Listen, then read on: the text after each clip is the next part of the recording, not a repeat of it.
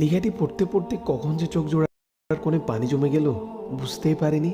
কিয়ামতের দিন রসূল সাল্লাল্লাহু আলাইহি ওয়াসাল্লাম থাকবেন, সবচেয়ে ব্যস্ত মানুষ। পুলসিরাত, মিজানের পাল্লা, হাউজে কাউসার, সব জায়গায় একসাথে ছুটাছুটি করতে থাকবেন।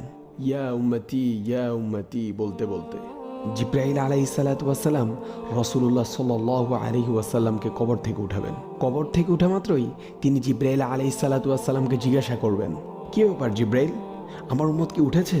ওদিকে আবার মুসা কালিমুল্লাহ আলাইহিসসালাম আরশের খুঁটি ধরে আছেন আর বলছেন, ইয়া নাফসি, আমার কি হবে, আমার কি হবে। সেদিন ইমামুল আম্বিয়া মুহাম্মদ সাল্লাল্লাহু আলাইহি ওয়াসাল্লামের মুখে থাকবে, উম্মতি, হায় আমার উম্মত, হায় আমার উম্মত।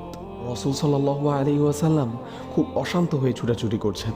হঠাৎ তার মনে পড়ে, আমার মত ক্লান্ত পিপাসার্থ নয় তো? ছুটে যান হাউজে কাউসারের কাছে আর বলেন, হ্যাঁ এই তো আমার পিপাসা